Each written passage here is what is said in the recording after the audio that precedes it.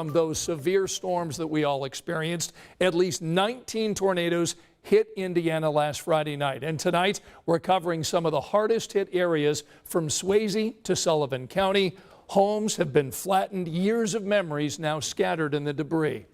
Thanks for inviting us in at 6 o'clock, and tonight we've got live team coverage for you. Our Karen Campbell is in Sullivan County, Rich Nye is in Morgan County, and Jenny Runovich is in Johnson County. We're going to get to all of that in a moment, but we begin tonight at 6 with Anne Marie Tiernan. She's in Whiteland. So, Anne, what are you learning about the tornado that hit Whiteland on Friday night? Well, Scott, we have learned that it was an EF2 tornado that got upgraded to an EF3 tornado just within the last couple of hours on this Monday. Of course, that storm came through on Friday night. That means that the winds were up to 140 miles an hour. How powerful is that, you might ask? Well, let me tell you that if you can see this red container here, this is the recycling bin for the town of Whiteland, and it flew 250 yards all the way over there. If you can see where those yellow pylons are, that's where that big dumpster flew all the way over here to the back of this house. Now, what you see here that is boarded up, this was where Carolyn Duncan was inside. This is the bedroom area, and her head was up against the headboard right here along the wall, and this over there is her bathroom and her closet. So 5 minutes before the storm came through, her head was up against the wall here, and then her family called and said, please take cover. So she went out her bedroom into a little bathroom area in the tub. The winds were so strong coming in this direction that the windows on the side of the house have debris from the neighbor's house that blew inside. Later, as they were going through today, they said, what is this? It blew in their house through the window from the neighbors. The good news is that when this dumpster came and landed on this roof and then ricocheted off the corner of this house, that Carolyn Duncan, 83-year-old woman, was not hurt. As a matter of fact, her son-in-law, Ben, built this house, and he was here today helping load up all of the items that they were able to save, and she's going to live with them until they figure out what happens next. But certainly for Carolyn and Ben, and then their Aunt Rosie that lives down the street, they're all so grateful that when those powerful winds came through and were throwing cars and bins like this around and landing on properties, that nobody in this neighborhood was hurt. It's really remarkable. Back to you, Scott. Wow, what an amazing story. I get chills just hearing that. Anne Marie, we'll get back to you in a minute. This is now Morgan County on Friday night after the storms ripped through this county. We've got Rich Nye continuing our live team coverage tonight at 6. He's just outside the city of Martinsville, where a farm silo and grain bins wound up in the neighborhood right next door. Right, Scott. We're just south of Martinsville, just south of Interstate 69. You can see that the Duke Energy power crews are already hard at work here, hoping to restore power to this neighborhood on Lynn Drive within the next day or two. Quite remarkable when this damage you will see here in this neighborhood. Now, right across the way is a farm. You'll see one grain bin still standing. The other two wound up in the neighborhood. This farm used to have 3 grain bins sitting here. The one sort of still standing was moved off its foundation by an EF2 tornado that blew the other 2 into the neighborhood next door. Matt Martin took cover in his safe place in the bathroom in the middle of his house. I heard first a boom, and I knew something had hit my roof, and that's what had happened. This tree just uprooted and pulled over.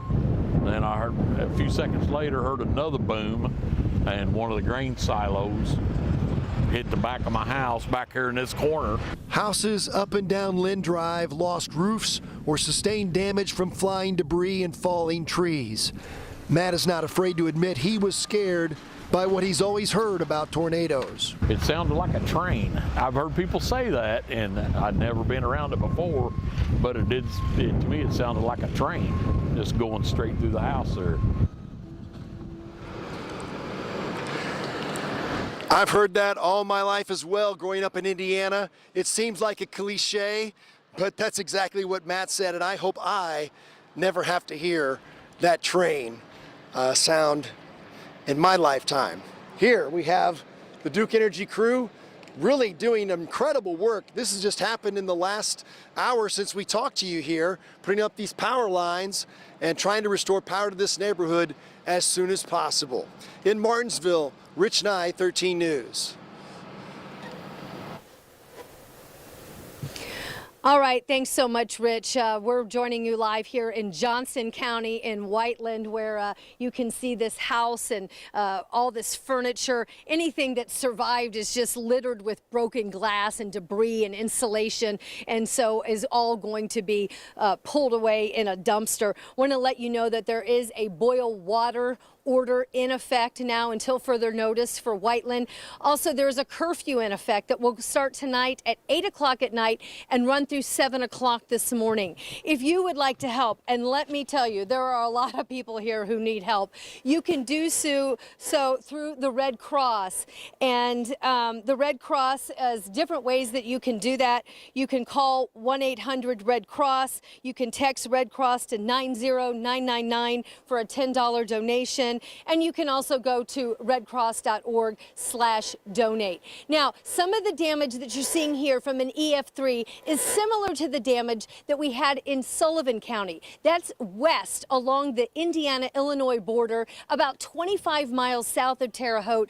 Karen Campbell spent the day there today. 3 people died in that community. Here's what she found as the cleanup continues. It's just hard to imagine it happening here, isn't it? Yeah. I didn't think it ever happened in Sullivan. Noah Fagley and Betsy Case haven't known one another that long, but when an EF3 tornado touched down in the town of Sullivan, Indiana, Noah immediately went to check on Betsy. She was standing in her house, or what was left of it, and I was trying to get her to kind of come with me. I don't know how he got in the house. He come over there and he was in the house and he said, "We gotta go, we gotta go." And Betsy had a gash on her head. he gave me a paper towel to wipe my face and I didn't know it was covered in blood. On Monday, Betsy and many other neighbors worked to find anything salvageable.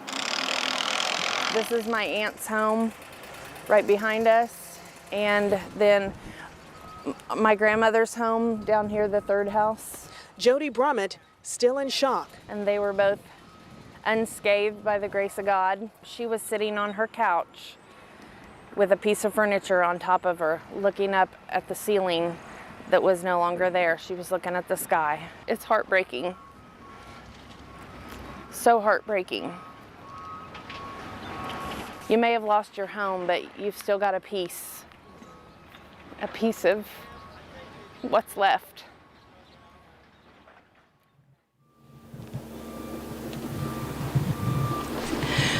I want to draw your attention here as we report live from Whiteland and Johnson County at that blue striped wallpaper. That is a tiny little closet, Angela. And I know that on Friday when these storms were coming through, I heard you say time and time again to try to go someplace where you have no windows, an interior wall. We're told by the neighbor Ben here that there were 4 people that were huddled in that little closet on Friday night, and they escaped without injury. And look at all the damage as the whole side of this house is ripped away.